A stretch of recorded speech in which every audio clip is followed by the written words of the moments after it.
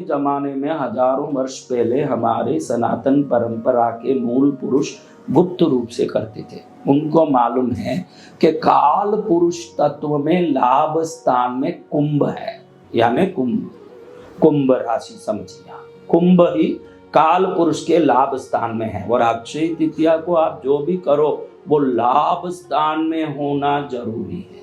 किस में होना? लाभ स्थान में होगा तो क्या होगा अक्षय तृतीया में? आप अब समझ गए, अब आपको बोलने की जरूरत नहीं। उस दिन लाभ स्थान में कोई भी वस्तु होगा, अनंत गुना लाभ लाभ लाभ लाभ। अब क्या करें?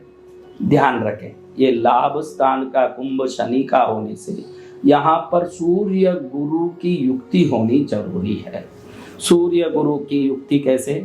छोटे से मट्टी का कसोरा ले आओगे, छोटे से मट्टी का कुंभ जिसको आप घड़ा बोलते हो, छोटे से मट्टी का छोटे छोटे घड़े आते हैं, नया एक मट्टी का घड़ा पहले ही अभी खरीद लो या आपके घर में ही हो वो चलेगा।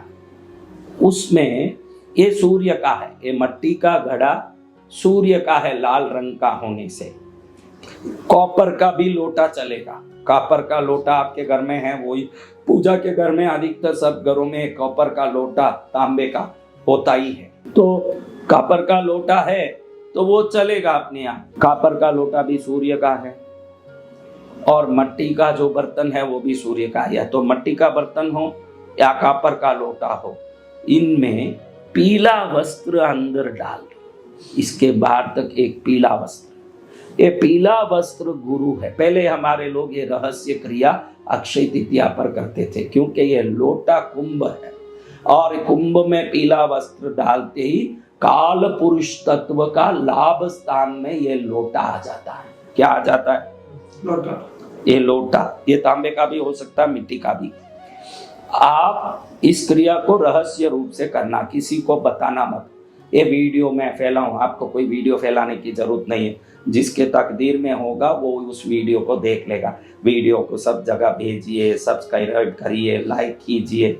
अरे लाइक सब्सक्राइब का बात तो हम करते ही नहीं हैं। हम तो ये मानते हैं कि हम जैसे संतों का शब्द वही सुन पाएगा जिसके तकदीर में उससे कोई ना कोई लाभ लिखा होगा, वरना देखेगा ही नहीं। तो आप इसको कहीं फैलाने की जरूरत नहीं, तकदीर में होगा ये अपने आप सब फैलेगा, जिसको देखना वो देखेगा। तो करना क्या हमारा, मैंने कहा ना, नमक हल्दी सोना चांदी इसकी पूजा करते हो ना, उसके पहले घर में जितने देवता है सबको कुंभ चंदन की पूजा, पुष्प धूप दीप नैवेद्य फल उस दिन करना जरूरी है। उनको आप उपेक्षित करके ये सब क्रिया करोगे, ये क्रिया घर के देवता फलित होने नहीं देंगे।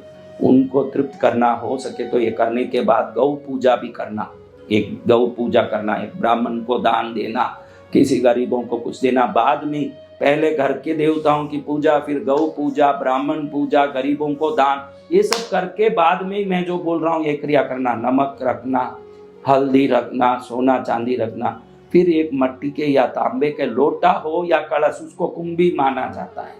उसके अंदर पीला कपड़ा बिछा देना, बाहर तक लटके। इतना छोटा सा लोटा होगा तो कितना कपड़ा चाहिए उतना अंदर डाल दें।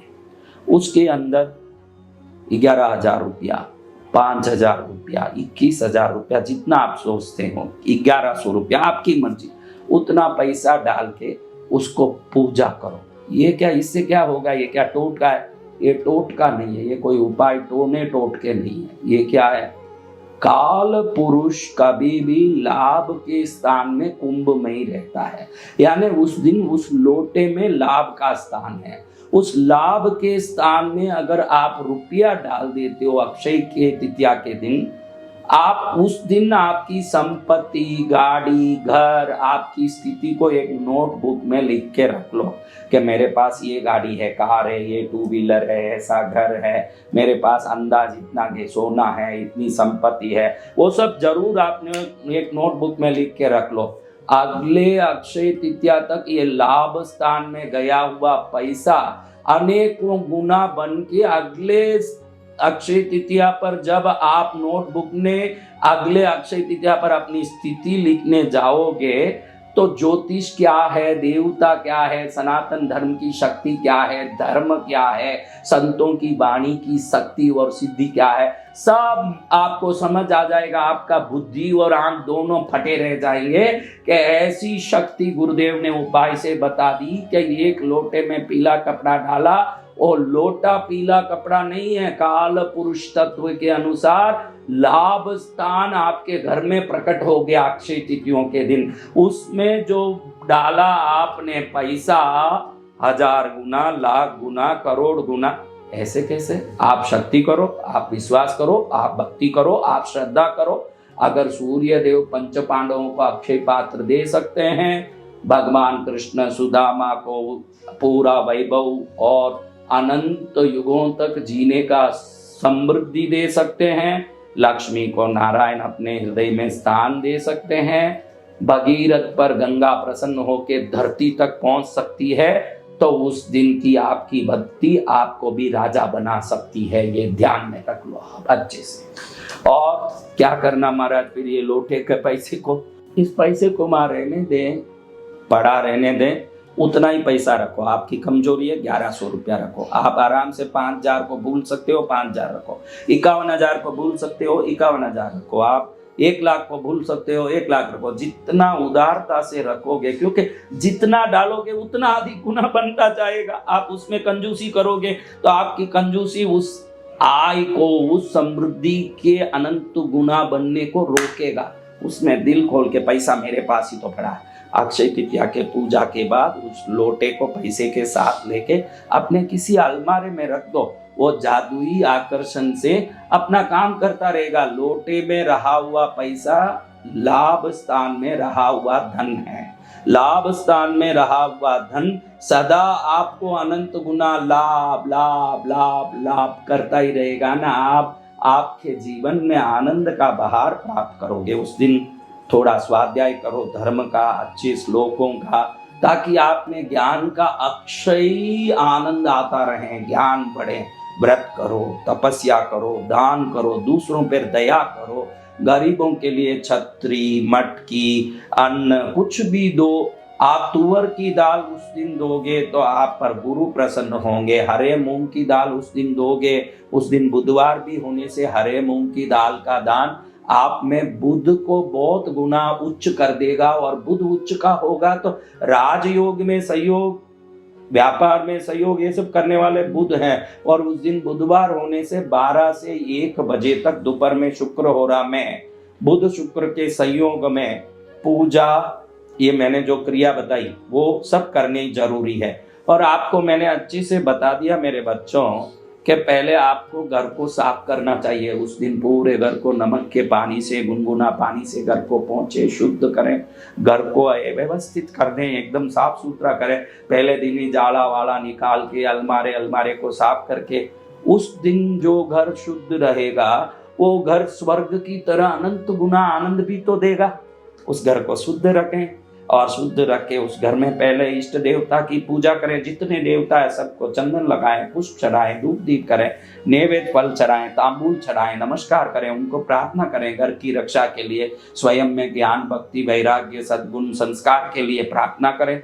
और फिर देखो आप आनंद देखो। आप बाद में ये सब करके सीधे बाहर निकलो, थोड़ा गायों को घास डालो, ब्राह्मण को दान दो, गरीबों को कुछ दो, ये सब दान धर्म की वृत्ति कर लो। फिर घर आके फिर वो नमक हल्दी और सोना चांदी वाला पूजा, फिर बाद में ये लोटा वाला।